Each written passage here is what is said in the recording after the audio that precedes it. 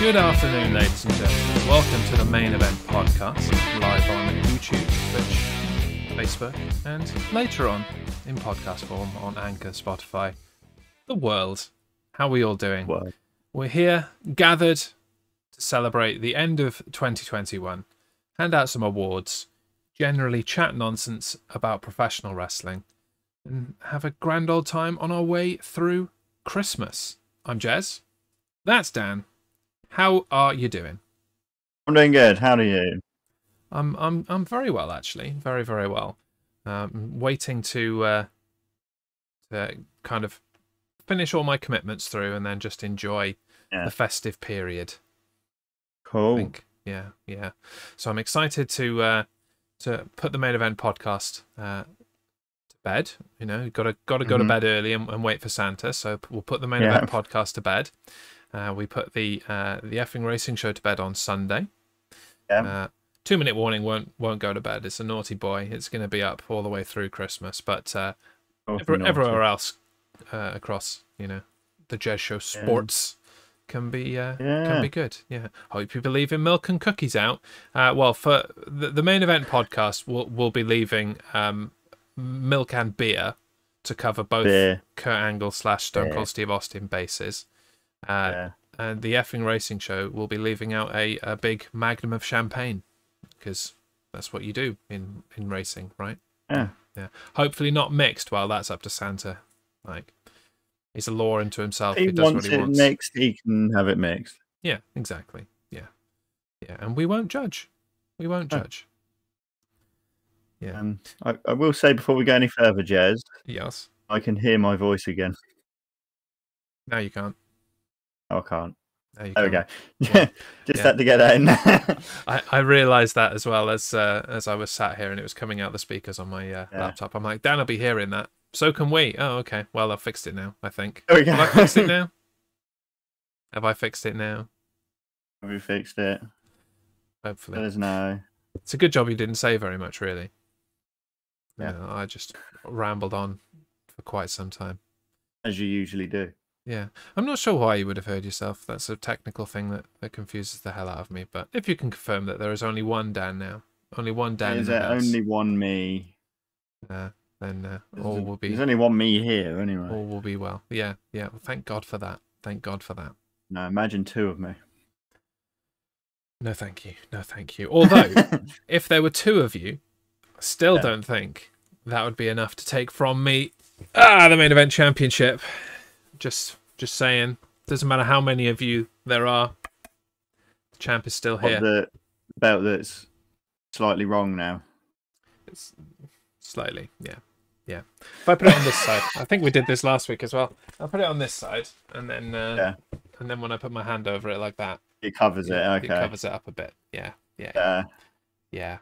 Oh well, never mind. I'm assuming by the fact that Harmstone stopped complaining that there is only one voice coming through now. So excellent. We will move on. This is our 2021 year-end awards show. We have various categories that I sent out to you last week, Dan, for you to choose your selections. I've chosen my selections. We aimed to not pick the same people. And actually, that was fairly easy, apart from in one category. Apart from one of them, yeah. Yeah, I decided, no, that's the clear winner. There is no other choice. Yeah, there's no room for debate here. That is the clear choice. Yeah. So only one duplication, different choices for the rest of the field. And shall we crack on with our first award? Yes, it's prestigious. Yes, well, this is a good one. Obviously, we've changed the show a little bit in the last month. It started off as just a WWE podcast, and now it's an everything podcast. So we will be having wrestlers, superstars, whatever you want to call them, from different companies winning awards here today. And our first award really speaks to that relationship between WWE and the rest of the wrestling world. So our first award is the Future Endeavour of the Year, which is the award for a a former WWE superstar, i.e., a person that has been released from WWE, from their contract with WWE, and either had a good year before doing so, and it was a shock that they were released, or they've gone on to do incredible things since being released. So, Dan, you can kick us off. Who is your future endeavour of the year? Well, my future endeavour is Bray Wyatt. Pray tell, why does Bray Wyatt win this prestigious award for you?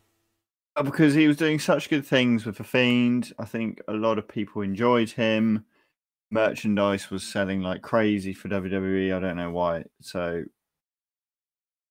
they got rid of him for some reason. I know he did have a few mental health issues. But apart from that, I honestly, yeah. Yeah, I mean, we're months on now, and Wyatt, or Wyndham Rotunda, as his name and now his ring name, I believe, hasn't expressed any reason why he might have been released, whether it was a mutual decision or not, or any of that, and he hasn't debuted anywhere else. So the award from your perspective is purely for his work in the early part of this year, and can't argue with you. Although, as I've been thinking about the awards here today, I looked at what other people perceive to be, best matches, best moments, and that kind of thing. And what is shocking to me is that all of the stuff with Bray Wyatt at the beginning of the year tends to crop up mostly in the worst matches of the year sections. Seen that. And I don't understand that myself. I really don't. I really don't. I don't understand how people can be all in on Bray Wyatt on one hand, but yet when you have all of the good things that he did out there, to say that it was amongst the worst stuff. So I suppose when you look at that, then it's no shock that he was released. It obviously didn't resonate with a group of people. I don't know, but But I certainly miss the Fiend in WWE. Yeah, I miss the Fiend as well. And we do wish him well in his future endeavours, whatever he chooses to do. Hopefully, something in 2022. So, I want to see him and that character back, and the Firefly Funhouse, or whatever they're going to have to call it, to avoid being copyright blamoed. Yeah, we just call it the Funhouse. Yeah, maybe Wyndham's Funhouse, or maybe you might get away with it by putting a space in Firefly, the Firefly Funhouse. I don't know. Maybe. But my future endeavour of the year is somebody that did go on to debut elsewhere, and actually did so in record time, thanks to a bit of contract failure on WWE's part. My future endeavour of the year is Aleister / Malachi Black. Aleister Black in WWE, Malachi Black in AEW, where he made his debut. Was able to debut 30 days after release, rather than the usual 90 days, because somebody in the WWE legal department had a bit of a moment, shall we say, cocked up, to put it in another phrase, and forgot to upgrade his contract to a WWE contract when he debuted on the main roster from NXT. So he still had the NXT 30-day no complete clause in his contract, rather than the 90 days that everybody else that was released this year had to wait. So he was on AEW within 30 days, and he has made a massive impact as far as I'm concerned. I think the immediate feud with Cody Rhodes, which is pretty much still ongoing. I don't think they've really put that to bed. They've had a series of matches, and there has been kind of a best of 3 decided, but I still think they're going to revisit that sometime soon. And good. I'll watch that all day, every day. Yeah. And the new entrance that he's got in AEW with the kind of stag mask thing. I don't even know how to describe it. It's creepy as hell. The music, fantastic. I think he has gone from strength to strength, and it really is a WWE style gimmick that he has carried into AEW. And it's like, this is what you could have had. This is what could have had been on Raw or SmackDown every single week. But you just wouldn't let the guy run with his plan, run with his idea. Yeah. Big shame. You got to wonder if this was what was being built to, because when Aleister Black was released, they were building towards a re-debut with new music and kind of a refreshed character. So maybe you say, okay, if I'm not doing it in WWE, I'll just take it with me. Yeah, it's money, man. It's going to work. Why not? So it absolutely does the job. There we go. So our future endeavors of the year are Bray Wyatt and Malachi Black. Very nice. Very nice way to start. I'm going to take off the belt for a while. Don't want to lord it over you too much. You might be reluctant to compete hard in 2022 if I just hold it the whole time. So I'll tell you what, I'll put it up here. Out there. And by next year, I'll have found a way to make it hang properly behind my head. Yeah, of course you would have. Yeah, sure. Yeah. Right, would you like to introduce the next category there, Dan? So, next category, we have got a match of the year. Start with you, Jeremy. This is really, as it says on the tin, it is the best match of the year from a wrestling point of view. So not just the entertainment, although that's part of it. This is mainly about the wrestling point of view. And so my choice is what was a fantastic wrestling match between two people who differed greatly in size and style, but yet still stole the show. They had a variety of near falls, but not so many that it took away from the match. It becomes ridiculous in some matches, and there's some of the ones that get 6 stars with Dave Meltzer, and it's nonsense. If you get too many near falls, I think it takes away from the credibility of both the guys, and it just kind of drags out and ruins the match. But I think there was the perfect amount of intrigue and near fall in this contest, and the right person won. It ended a historic championship reign. My match of the year is from NXT TakeOver 36 and had Ilya Dragunov face Walter for the NXT United Kingdom Championship. Yeah. What belt is that, Daniel? What belt is that? Oh. There you go. For that piece of gold right there. Right there. Lovely belt there. Do you remember this match?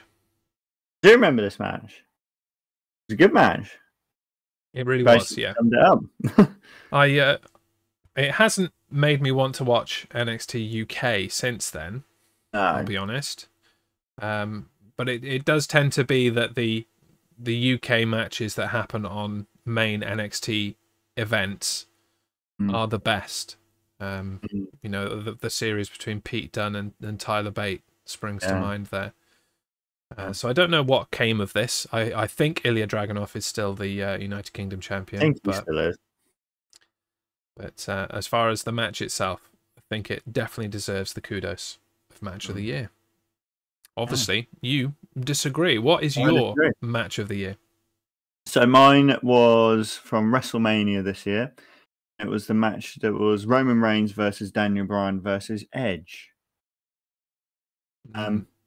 Very good match from all three of them. You know, and the passion that was going on in the ring. And I think Paul Heyman also summed it up in an interview in that this match meant a lot for all three of them because they've all had to leave a bit because of illness or injury. Yeah, of course. Edge's neck, Daniel Bryan's concussions, etc., etc. Roman Reigns' leukemia. And they've all come back. They're all in the main event of WrestleMania. So that, and also all three of them gave bloody good show, I think. So yeah, no, I can absolutely see why you chose this, and I hadn't even considered the fact that all three of these guys had you know, life-threatening things happen to them and potentially had to end their careers because of it. So yeah, that's crazy. Obviously the build up to this was fantastic as well. Hello Matthew, welcome.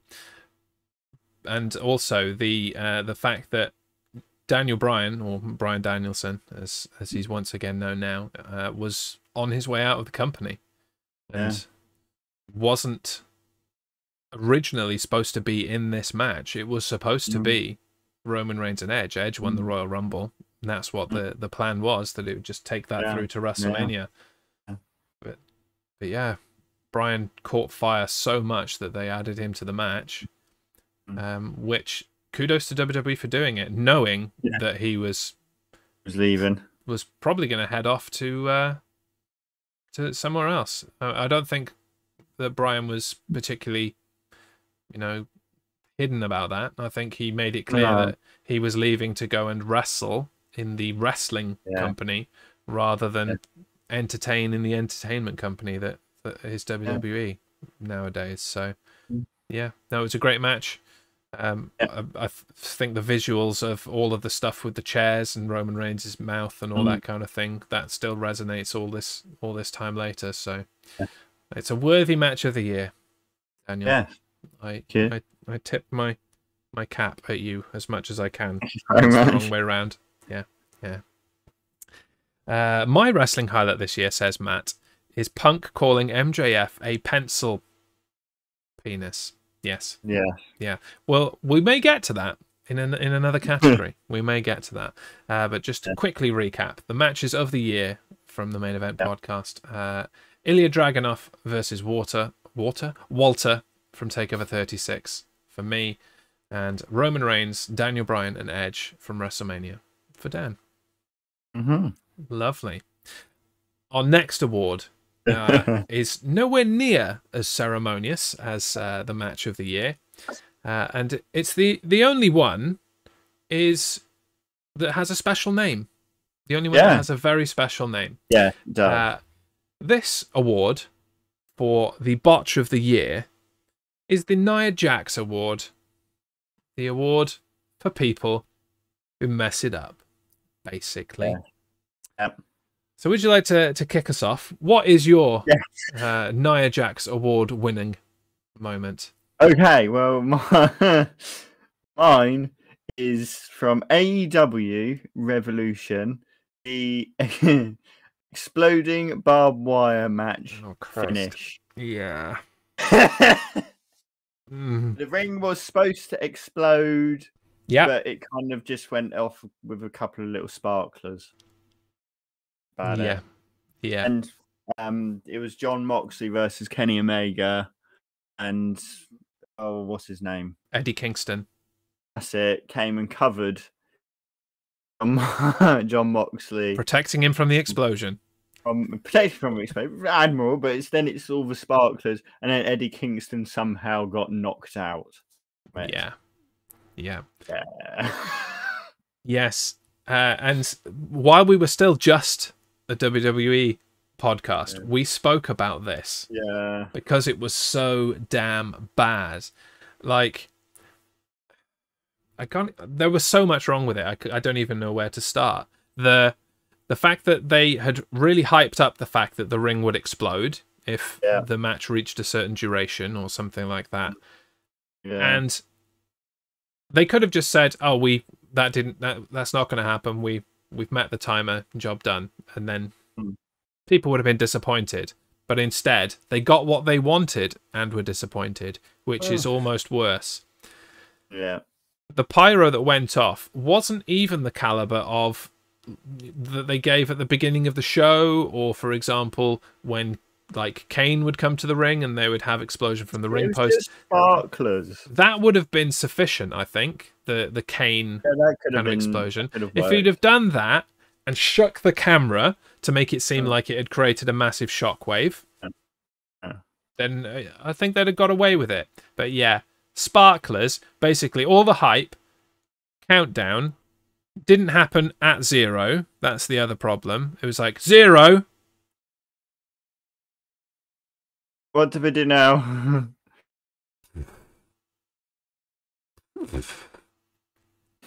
And then Eddie Kingston's lying there like he's just been involved in some kind of massive fight and has been knocked clean out. Yeah. Even if what could have salvaged it is if Eddie Kingston just got up and was like, oh, okay, nothing happened. Cool. because the whole idea of it was that Kenny Omega and what's his face? I've forgotten his name. I keep want to call him the Jackal because that's what he was known as back in the day. His manager. Completely forgotten his name. It's gone out of my head.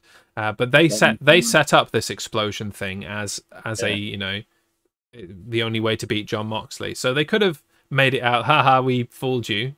Like, I know that would have been better. It would have been better. But to have just gone, oh my god, and the commentators were really into it as well. Oh my god, what a massive explosion! Eddie Kingston is knocked out. Can we check on Eddie Kingston? Blah blah blah. Guys, come on. Yeah, this has gone wrong. Let's make the best of the situation. Yep. But no, not at all. Yeah. Anyway. Sure pick.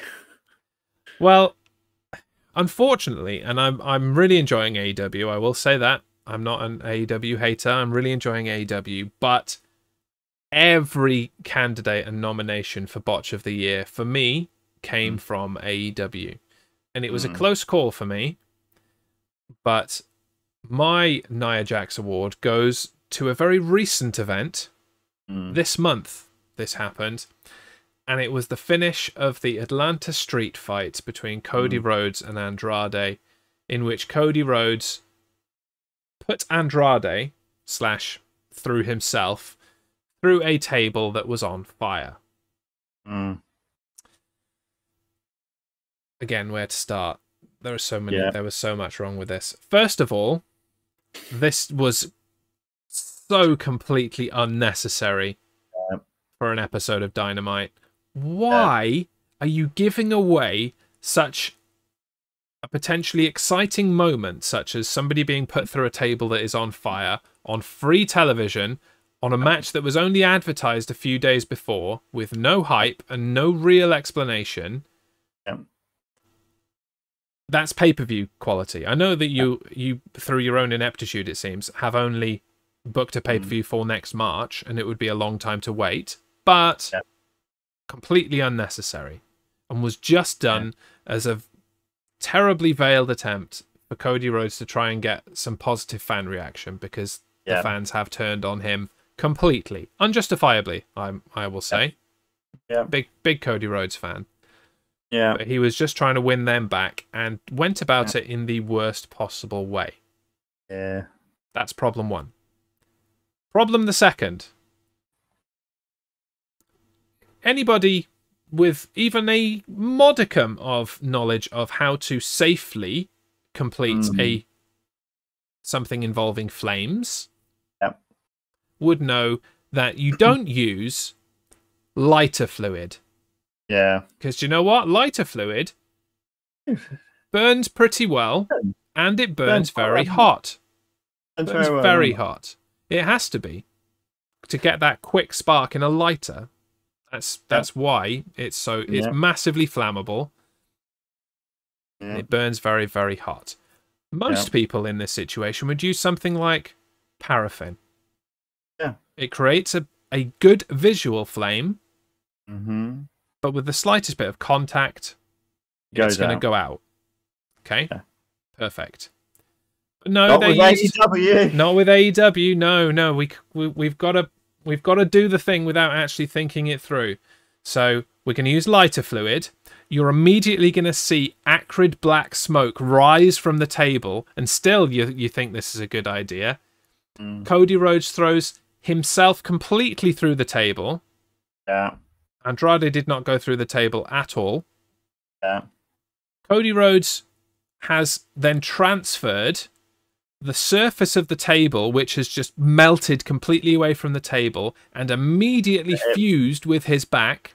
He has molten plastic fused with his back that's still on fire. He rolls over, covers Andrade. A bit of the molten plastic rolls onto Andrade's chest, and he can't get it off because it's plastic and it's super hot and it's ridiculous.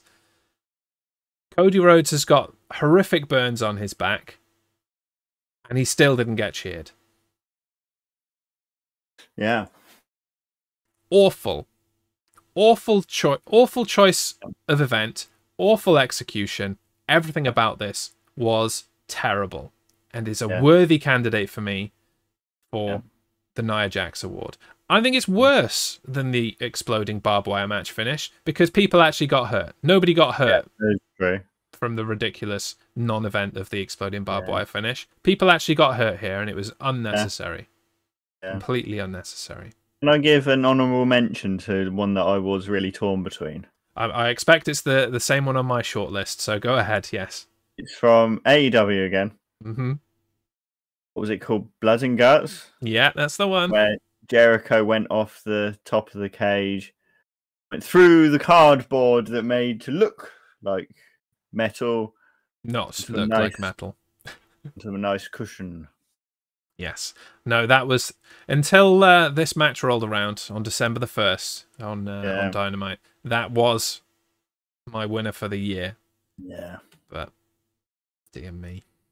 Dear me. Yeah. Right, Anyway. let's move on. I'm not sure the rant is going to end here as we move into our next category, but what do we have next? So next up we have the match that happened award. Yeah. So this isn't necessarily the worst matches. No. They're just matches that came and went and nobody cared. They're matches that happened and nobody noticed at all. Yeah. And so my match that happened was between Jeff Hardy and Karrion Kross on the July 19th edition of Monday Night Raw, which was Karrion Kross's main roster Raw debut. Yep. He'd come from NXT. He was the NXT champion at the time, paired with his wife and manager, valet, whatever you want to call her, Scarlett. They had gone on a tear through the NXT roster, created a wonderful kind of Deathbringer character for Karrion Kross. I'm excited to see that on the main roster with all the black and white and Scarlet and the smoke. And Karrion Kross made his way to the ring to an edited version of his own entrance music and just walked out. Just walked straight to the ring to lose to Jeff Hardy in his debut, looking like a terrible generic creator wrestler from SmackDown vs. Raw 2006. Yeah. Thanks. Yeah. An amazing moment that was just a match that happened. Yeah. Yeah. What about you, Daniel? Can you top that? So I did think about that, but I couldn't remember the date. But then something else popped into my head. It's kind of not necessarily a match that happened. It just happens, and that's anything to do with 24/7 title. Yeah, I can't really argue with you here. It's just there.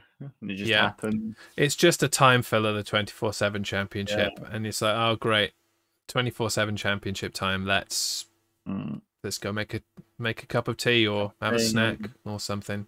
Or if you're lucky enough to not be watching live, fast forward. Yeah. That said, there have been parts of Reggie's championship reign that I've enjoyed. But they didn't switch it up. It was enjoyable for the first fortnight, and then it became generic. And likewise, the idea of Dana Brooke winning the 24/7 championship was kind of intriguing, but that died within 10 seconds when they were like, "Oh, we men, we know fight, woman. Yeah. You stay 24/7 champion. We know fight, woman." It was just ridiculous and insulting for women in 2021. And let's find a woman who's not doing anything now. So Tamina. It's like, dude, Dana Brooke is bigger than you, stronger than you, not a better wrestler than you. I'm not going to say that, but she has a valid opportunity to kick your ass. So fight her, and when she beats you, we'll enjoy it. Yes. So I don't know how they're going to end that and get the belt back onto a dude. I guess at some point somebody will beat up Dana Brooke and leave her laying and not care about the championship, and then somebody will just lay on top of her, because that's better, right? A dude rolling up and laying on top of an unconscious woman. Yeah. That's much better than just fighting her legitimately in a competition. Do you remember the last time it was held by a woman? I do. I want to say it was Melina. It was Maria. Maria, was it? Because did Melina win it as well? And Candice Michelle? I think they did, but Maria won it, and she was pregnant at the time. Yeah, it was Mike Bennett, wasn't it? Yeah, no one wanted to obviously pin her because she was pregnant. But then she was going for a checkup on the baby. She was lying down on the examination thing, and he went to hug her, and then she realised the doctor was a referee and counted to 3. So it's quite, I mean, that was fine. Yeah, that was fine in the ridiculous kind of this really doesn't matter kind of way. That was absolutely fine, and it was a good chuckle for about 3 seconds. So much better time filler than a lot of the 24/7 championship stuff. Was that this year? That can't have been this year. I can't remember. Like their new baby must be a year and a half now. So no, it can't be. It can't have been this year. But not that the 24/7 championship has meant much in any year. Really, it's not just 2021. It's been much the same. So yeah. Well, I'm going to challenge you to change it next year and pick a specific match as you watch. Make a note. Right. This match was dishwater. Save it for the end of the year. All right. Yeah. Right. Let's bring ourselves back up. Okay. Let's bring ourselves back up. Yeah. So from a match that happened, we're now going to move on to the massive moment of the year. So this could be a cracking match, an isolated moment, whatever you want. Just has to be a massive moment. What have you got? So I've got Brock Lesnar returns at SummerSlam. So it's a big moment. I think everyone kind of knew he was coming back at some point, but nobody knew when. So when it's Roman Reigns has just defeated John Cena, everyone's kind of booing Roman Reigns a bit. Apart from us, we were cheering. Then Roman Reigns is there, stood over John Cena, and then you just hear Brock Lesnar's music hit. Everyone just goes ballistic. Brock Lesnar comes down looking like a lumberjack, which is a good look on him, I have to say. It really is, yeah. And the top knot. The top knot, the beard, everything. Not many men can pull off the top knot without looking like a massive douche, it has to be said. Yeah, absolutely. And to be honest, who's going to go up and tell Brock Lesnar he looks like a douche? It's true. Yeah. Are you? No. I'm not going to go up to Brock Lesnar and tell him anything in any kind of negative way. You're just going to tell him that you love him. Hi, Brock. Love your work as a babyface. It's been fun. Bye. Oh, no, don't pat him. That's a bad idea. And just like... Just go, bye. Thanks, Brock. Run away. Cheers. Hope you win the title at some point. Thanks. Don't do what Sami Zayn did. Yes. Like, thanks. Oh, I've made a huge mistake. Ooh. Yes. Yeah. No, I'm with you. That was a really good moment. I watched it live. It's one of the only wrestling events that I've watched live this year, so it was nice to see that happen. It had been long awaited, the return of Brock Lesnar. And the wonderful thing about Brock Lesnar's entrance music is it leaves that little gap after the intro for you to hear the crowd reaction. So after that, it fades out and it's quiet for about a second. But that's long enough for you to hear that massive roar from the crowd. Glad to see him. So yeah, no, that was cool. I love moments like that. Hearing massive ovations like that never fail to give me goosebumps. So I'll give you that. Likewise, my choice for the massive moment of the year. This is something that, unfortunately, people did know was happening. It was kind of spoiled. I don't even know how it was spoiled, but people knew going into the first episode of Rampage, AEW Rampage, that CM Punk would be making his return to wrestling after a 6-year, 7-year, don't even know how long it's been, hiatus. That did not change the reaction from that Chicago crowd one bit. Reaction. As soon as the static hit at the beginning of their edit of Cult of Personality, whoomph, the crowd went up, and they did not stop screaming for about 2 lengths of the song. He really milked his entrance, and rightfully so. Absolutely. They played Cult of Personality through a good 2 times. Yeah. And eventually, he sat down in the ring and cut the kind of promo that we were known to love from CM Punk back in the day. Yep. I think the whole segment of his return was about 20 minutes in the end. Mm. And yeah, it was great. It was really, really nice. And an honourable mention here as well, and it's been mentioned in the chat already, and I don't know if you've seen it, Dan. I know you don't constantly watch AEW, but the interaction between CM Punk and MJF over the last few weeks has been fantastic. And there was a good 15-minute back and forth between them a few weeks ago. And that's the event that Matt mentioned where MJF called him not a pencil penis, but a needle Richard. A needle Richard. There you go. He's a needle Richard. Yeah. And then the crowd obviously chanted, Needle Richard. Just like Is that that. the same one that CM Punk called him a less famous Miz? No, that was one before. One before that, yeah. So there have been a series of cracking zingers back and forth between this. Because, calling him PG Punk is such a massive insult as well. I think these guys have sat down together and really thought about the things that they can say that are good, not necessarily be insulting, but are going to be perceived as insulting, and the crowd are just going to be like, oh, can't believe he said that. Yeah. Some of them have been really close to the bone, really, really close to the bone. Yeah. And it prompted me actually to stumble across, bit of a tangent, but roll with it, to stumble across MJF's video application to Tough Enough. Really? Yeah. It's on YouTube. Yeah. Wow. If you just search for it, it's there. And I don't understand how he wasn't given a chance in WWE, honestly. His promo was pretty much exactly the same. There were a few issues with it, but he was new. When now you see what MJF does, I don't understand how WWE didn't capitalize on that. But again, who are we talking about? Who are we talking about? So CM Punk in AEW is my massive moment of the year. Brock Lesnar's return, your massive moment of the year. And I think both of those have gone from strength to strength since that moment through the rest of the year.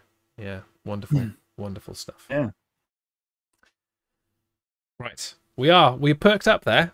Bit of excitement back in our voices. What's next? So next up, we have a babyface of the year. Can I cheat a bit here?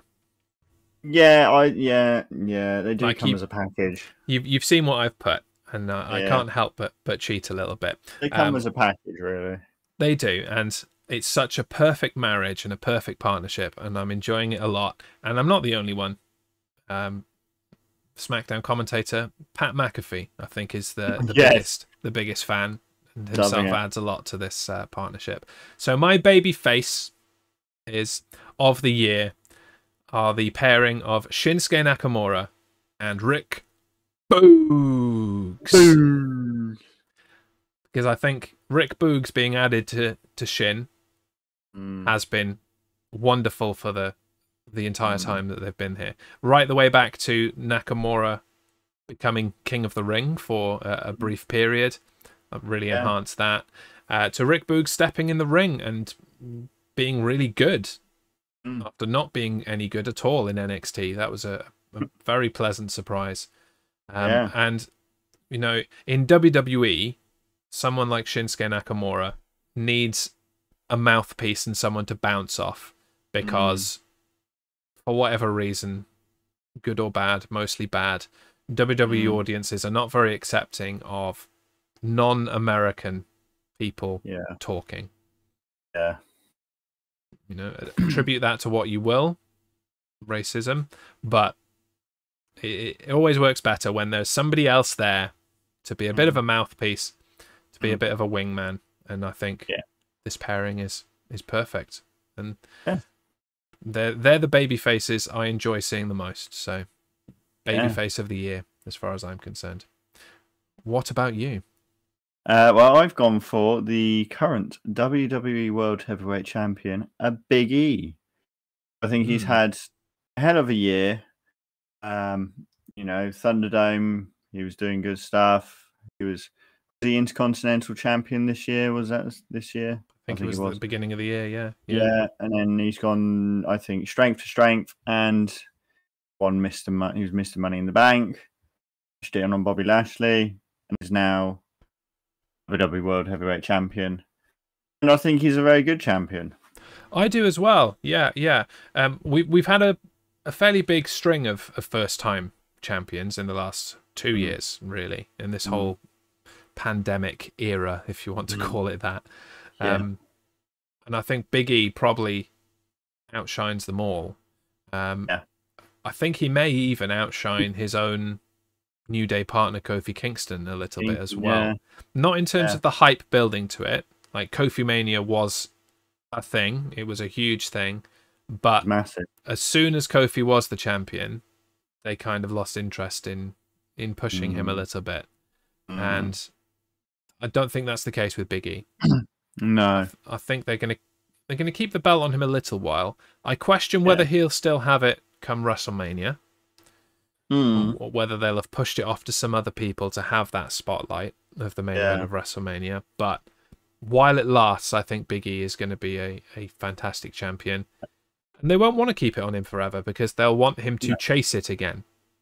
Yeah. As a babyface, some of your best work is chasing a championship rather than holding it. Babyface champions struggle to entertain. It's difficult. It's very difficult. And Big E's doing that currently. So I can totally see your pick. It's a good pick. Yeah. There we go. And conversely, from babyface, we move to heel of the year. Who's the biggest bad guy? The supreme bad guy, as far as you're concerned. I've gone for somebody we've hyped quite a lot, Roman Reigns. Because everything he's been doing ever since he turned heel, we've loved. Just the way he is, he's that heel that's, you know, I am just better than you. End of. And I can prove it, you know. I've proved it many a time. I don't have to face you. I don't have to face you because I am just better than you. You know, so it's for me, it's just that's Yeah, and it's really difficult to argue with you there. And I have only semi-argued with you in the interest of having some different people, but Roman Reigns is the best heel in WWE, hands down. There's no competition. And the show has run through him for the last year and a half since his return pre-SummerSlam last year. Absolutely is the best heel in WWE. But it's interesting that you said better than you, because I don't think Roman Reigns is the best heel in the business. I think the best heel in the business is better than you, and you know it. It's Maxwell Jacob Friedman, MJF. And going back to what we said about him and CM Punk, that has been fantastic. They bring out the best in each other. MJF against Darby Allin was fantastic. He did everything he could to undermine Darby Allin and make him feel bad about himself in order to create a weakness. He gets in people's heads in order to beat them because he's not the best in the ring. No.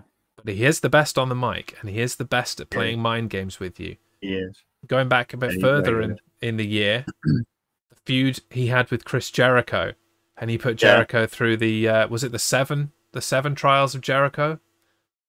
I think it was, Was it 7 or it could have been 5? There were a few trials, and Jericho had to go through them. They were all chosen by MJF. It was all wonderful. MJF turning on the Inner Circle, forming the Pinnacle, Pushing Jericho off the cage will say less about the fact that event was that moment was botched, but the actual fact that he betrayed Jericho, pushed him off the cage and tried to hurt him. I think MJF is the best heel in the wrestling business right now. Roman Reigns comes close, but there are still people that cheer Roman Reigns in the arena. Us would be an example. We'd be there cheering him. But if I went to see an AEW show, as much as I enjoy MJF's work, I could not bring myself to cheer him. Because he's such a good asshole. Such a good asshole. Just comes so naturally. It does. It is so natural. So that is why he is my heel of the year. But I can see where you're coming from with Roman Reigns as well. Yeah. Hey. So next up, we have the tag team of the year. Yes, indeed. Well, we'll just add that later on when we get to singles competitors of the year, we split it into male and female. But I don't think that women's tag team wrestling is where it needs to be in order to crown a winner there. So this is just male tag team of the year. And I think my choice might be a slightly controversial one. It's another example of you and I are enjoying the hell out of this. But generally, out in the world, people are not enjoying it. And I don't know why. My tag team of the year is RK Bro. Randy Orton and Riddle. Because I love everything about this little comedy act that they're doing. It just goes from strength to strength. It hasn't got stale for me, even up to more recently with their RK Bronament and Riddle trying to convince Randy Orton to wear a sports jacket and commentate. Riddle doing his little interviews after the match, getting beaten up, and Randy Orton just looking in disbelief and disgust that he's put himself in that position. All of it is fantastic. And we know that we are leading towards one of them turning on the other at some point. Yeah. But I'm thoroughly enjoying the ride while it's happening. Absolutely. I pick. I did try to differ from you because, as you said, I am enjoying RK Bro. But I went for the Usos. I think what they're doing as the Bloodline, I think they're doing really well. I think just them as heel tag teams is great. The fact that most of the time they don't win cleanly, it's just fantastic. They've got Roman Reigns to back them up. Yeah, and I have enjoyed the Usos as well. Especially in terms of WWE, it was a tough choice between RK Bro and the Usos. I had to turn to entertainment value, really. I'm more entertained by RK Bro than the Usos, but that doesn't take anything away from the Usos and the matches that they've had this year, and the characters that they've developed as the right-hand men of Roman Reigns has been really good. I'd like to throw in an honourable mention as well for Rey Fenix and Penta El Zero Miedo in AEW. Because of their in-ring work, I think that they have put on the best tag team matches of the year by far. It's not even close. But I had to give it to RK Bro on pure entertainment value. So our tag teams of the year, RK Bro and the Usos. Wonderful. Now I'm going to tee you up for this next one because this is your catchphrase. It's something that comes out of your mouth regularly, especially when we're talking about WWE. When things are slightly confusing, as they often are in WWE, and you can't explain what's going on. This is the award for some reason. Yeah. The moments you just can't explain and really don't know why they happened, but they did. They absolutely did. Yep. What have you got? So I've got WWE Extreme Rules this year. The fact that it only had one extreme match. Yeah, that was pretty baffling. It was definitely for some reason. Mm. It's a pay-per-view called Extreme Rules, so we're going to put only one slightly extreme match on. Yeah, which, prompted us to do the build as WWE Ordinary Rules, because that was pretty much what we're given. Yeah. No real explanation. No. Yeah. Yeah. Well, I think mine's worse, I've got to say. Yeah. And unfortunately, we know the reason it happened. But I'd forgotten about this. It doesn't make it any less confusing as to why this is a thing in any sphere, actually, not even just in WWE. My, for some reason, is the match from WrestleMania Backlash between Damian Priest and The Miz and the Zombies. Came out of nowhere. We'd had a proper build for a proper match. Coming out of WrestleMania, where we had that great thing with The Miz and Morrison against Damian Priest and Bad Bunny. He'd impressed as a non-wrestling celebrity coming into WWE for a match. And we're like, right, well, now we get the proper wrestling match between, Damian Priest and one of the two good wrestlers in that team. Can't wait. Damian Priest and The Miz, going to be fantastic. And then with no warning, we had nonsense gimmick match. It was a lumberjack match with zombies as the lumberjacks, and they dragged John Morrison into the crowd, because we were still in the Thunderdome, into the area with the screens, and he was like, oh no, and just melted into the sea of zombies. Yeah, so this happened for some reason. Yeah. Can't explain why, other than that cash promotion, yo. Yeah. Thanks, WWE. Anyway. Honorable mention for the Egg from Survivor Series. The Egg. Yeah. From Red Notice. Yeah. Wonderful. Yeah. We've done it again. We've brought ourselves down with some nonsense. We're gonna have to bring ourselves up. Hopefully this category will do it. Yes. What's next? So we have the male wrestler of the year. Jez, who you got? So I saw your answer first, and again needed to be different. And I can't argue with yours. Yours is totally right. We'll get to that shortly. But in what I believe is going to be a similar vein, not having heard your explanation, my choice is Kenny Omega.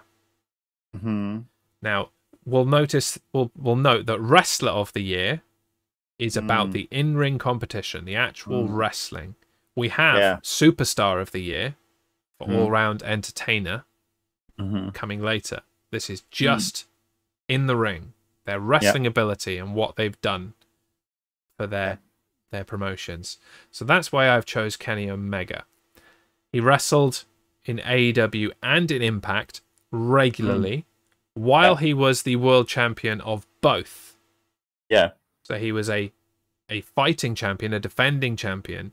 Didn't phone in any of his matches, even the ones in Impact Wrestling where it's like he's just there to be star power and to kind of bring an audience over there that has dwindled over the years for Impact Wrestling. Yeah. But he didn't phone it in.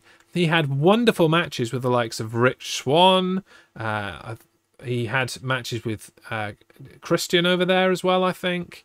Might have had a match with Moose, if I'm remembering correctly. So, and that's in addition to everything he did in AEW, where he carried that company out of the pandemic era as the top heel, really, of that promotion. I still think MJF was a better heel, but he was the top heel. He was the one at the top of the pedestal. creating rivalries for that world championship in AEW. So I can't argue with myself. Kenny Omega. Cool. So I've chosen Daniel Bryan, or Bryan Danielson as he's now known. Daniel Bryan Danielson for ease. That one. So the work in the early part of the year where he was with WWE, great. You know, as I said earlier, with the WrestleMania match, fantastic. And then he went to AEW, and he's had some really good matches in AEW. He has. Really more focused on the wrestling side of it rather than anything else. So, yeah. Yeah, the match between him and Minoru Suzuki was on my shortlist for match of the year.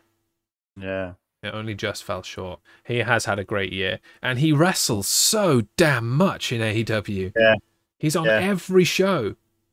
And again, he does what he wants to do. Yeah, he doesn't phone it in either. It doesn't matter who he's facing. He goes out and tries to have a 5-star match with everybody, and near as damn it succeeds every time. So I think he knows that the number of days he has left in wrestling are limited. So he's gonna just go all out. Excuse the pun. Until he can't wrestle anymore. And kudos to him. More power to him. Yep. Yeah, absolutely. Can't argue with you there either. So our male wrestlers of the year are Daniel Bryan Danielson and Kenny Omega. Beautiful. So there's another gender, apparently. So I've heard. So the next category is for the female wrestler of the year.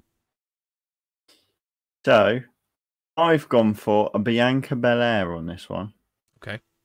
Because I think her in-ring stuff is very good, and she's definitely improved ever since coming up to the main roster, and just working well in the ring. Her in-ring stuff, I might not necessarily be her biggest fan. I say her in-ring stuff is very good. Yep, I can see what you're saying. Very difficult for me to not choose Bianca Belair as well, to be honest. But my choice comes from somebody else who I'm really enjoying from the women's division over in AEW. My choice is Dr. Britt Baker, DMD. I think she has come into her own this year. It took her a while to win that Women's World Championship in AEW. But I now really can't see anybody else in that company holding the belt. I hope she has a really long title reign. She had great matches with Hikaru Shida. She's been having great feuds all round, really, and having Reba, as she doesn't like to be called, Rebel, by her side, and now Jamie Hayter by her side as well. She created a little stable there, and all the while having quality wrestling matches with everyone. So DMD for me. DMD. EST for you. Imagine having her as your dentist. No, thank you. Yeah. Oh, and I also forgot to mention, and this is more superstar-y than wrestlery. I've enjoyed the little parlay that she's had with Tony Schiavone. Now that Adam Cole is in the company, he's acting like a jealous boyfriend to her, and that's funny. I'm just enjoying that. That's entertaining for me. Oh, funny. So we go from wrestlers of the year, as I mentioned now, to superstars of the year. Yes. And we can probably do this one together at the same time. So after 3, our male superstar of the year. You can probably work out who it is. I had a guess. Ready? 1, 2, 3. Roman Reigns. Yeah. There's no contest. No one else. Yeah. For everything we mentioned earlier in this show, there is nobody else that is carrying WWE at the moment. Yeah. He's just carrying everything. He's carrying SmackDown. SmackDown has been nothing without him, to be honest, recently, which has made, in our opinion, I think I'm right in saying that SmackDown's been the better show of. Absolutely. Raw and It's SmackDown not even close. and NXT. Yeah, yeah, yeah. So, And for SmackDown to surpass NXT mm, was really shocking, but it's all mm, because of Roman Reigns. Absolutely, yeah, he is SmackDown. yeah, Yeah, that was easy. So now, yeah. female Mm. superstar of the year. Can I go first on this one, actually? Yes, you can go first. Because in lieu of putting her in as the wrestler of the year, I've gone with Bianca Belair as my superstar of the year. Because not only is she good in the ring, as you have mentioned for wrestler, I think her in-ring promo and the relationships that she has had with her opponents, especially with Becky Lynch and with Sasha Banks, I think they've been fantastic. She's come into her own, like the little girl catchphrase. That's been working. It didn't really work in NXT. It was just kind of, oh, you're just annoying kind of girl next door character. I don't. Thanks. Go over there. EST, not really. Come back when you're actually the best at something, and we'll talk. Yeah. And I think we're there now. It seems we're in this stage where they're stalling Bianca Belair a little bit so that she doesn't hold the championship forever or have like 20 championship reigns in quick succession. Yeah. So she does need to be put into another high-profile feud with somebody not for a championship. Yeah. That needs to happen. But yeah, I think she has been the superstar to watch in WWE. Yeah. So I have gone for a rival of Bianca Belair, who actually beat her at SummerSlam in, what was it, 26 seconds or something? That's about right, yeah. It was Becky Lynch. I think ever since she's come back and she's done this whole heel work, it's really working, because the first time, obviously, when they first tried her turning heel, it failed completely. So, but now the way they've done it is much better. It's working. She's doing fantastic work, and I'm loving every minute of it. Yeah, me too. She's basically become her boyfriend, hasn't she? That's what they've like, oh look, Seth Rollins turned heel and it was really effective. What did he do? Oh yeah, he wore garish clothes and looked like a massive moron. Yeah, well let's have Becky do that. Check. He gave himself a series of ridiculous nicknames that just make you seem like you think too much of yourself. Yeah. So what was he? The Messiah? Yeah. Okay. The Architect? Yeah. Okay. Right. Well, we give it. She's already the man. Big time backs. Yeah. Big time backs. Yeah. She's big time. There you go. That'll do. Check. Yeah. And then she has come back from having a child in better shape than before she fell pregnant. Yeah. How does someone do that? Like, major kudos. I don't know. Major kudos. Yeah. You've still got a bit of your pregnancy weight, haven't you? So yeah, carrying that around with you. You're yes. gonna have to write to Becky Lynch and see what her. What was your routine? How did you lose that baby weight? I think the answer is don't stop working out while you're pregnant. It's probably the way that she did that. But yeah, no, kudos. She has been a champion in WWE for every moment since the WrestleMania of 2019. For every day that she's been on television in WWE since 2019, which is impressive. Can't argue with you. Yeah, superstar of the year. Well deserved there for Becky Lynch. That was your choice, and mine was Bianca Belair.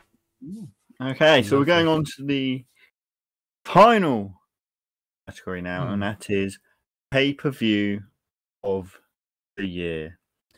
Yes. Who have you got? It would be remiss of us really to not have an award based on the thing that we actually do now, and that's review pay-per-views, main events, special events. So this was tough for me As I looked back, there have been some terrible pay-per-views this year, don't get me wrong, but there have also been a lot of really good ones.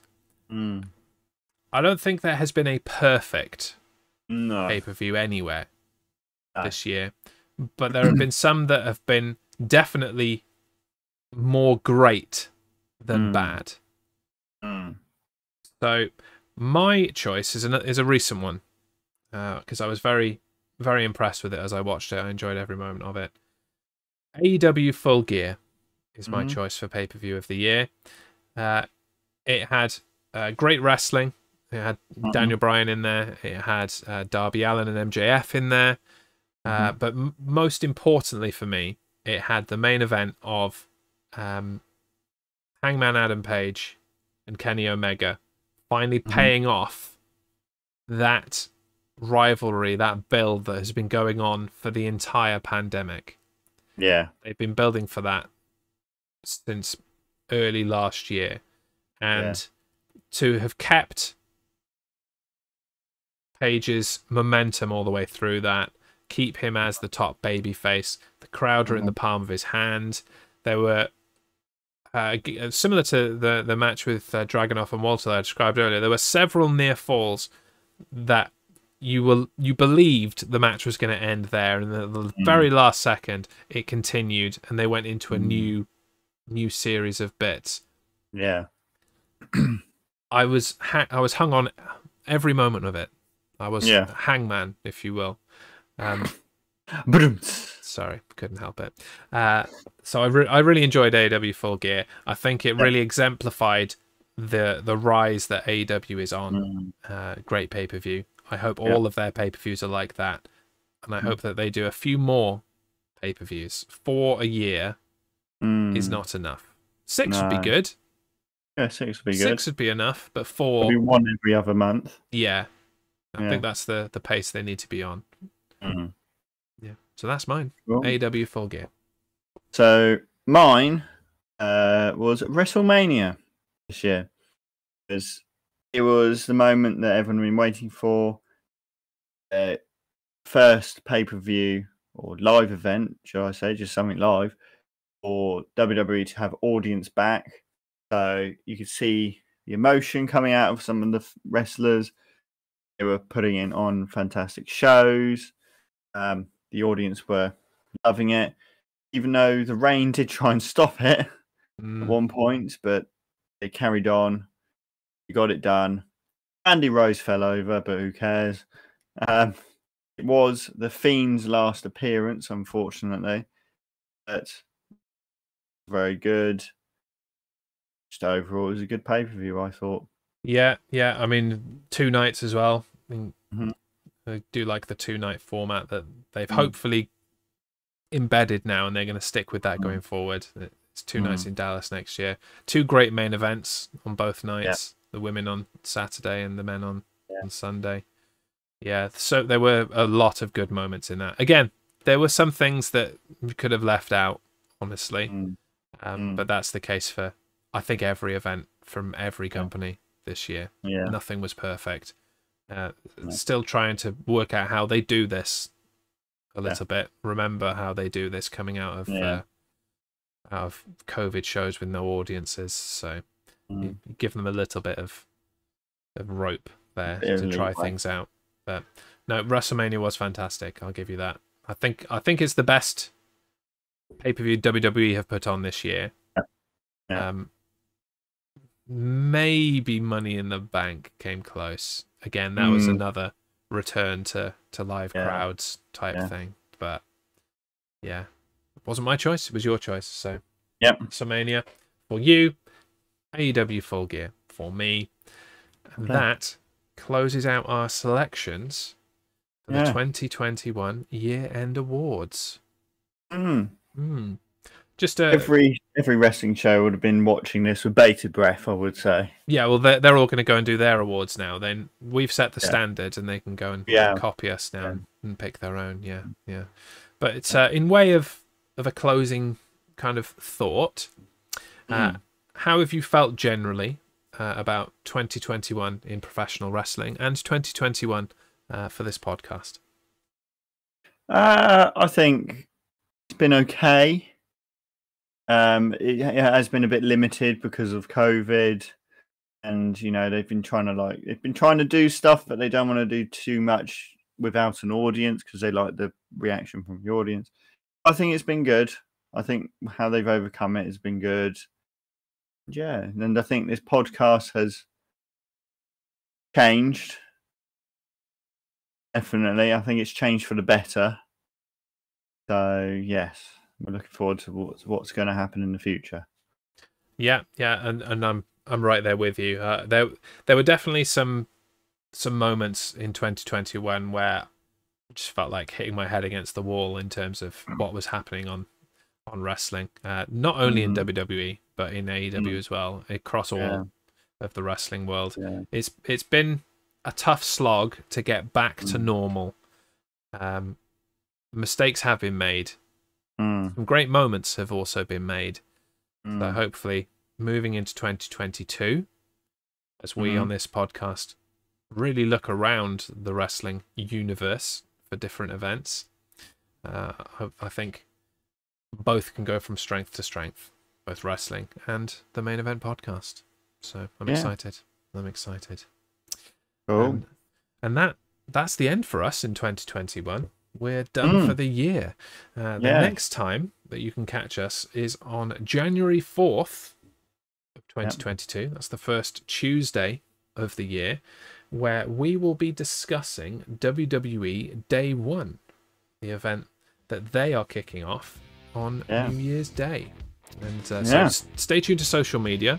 Once the card is set, we will throw our predictions out in a nice little graphic for you to have a look at. You'll be able to share your predictions as well. The prediction competition for viewers will reopen after closing a few months ago. And there will be many more exciting things to come from the Main Event podcast in 2022.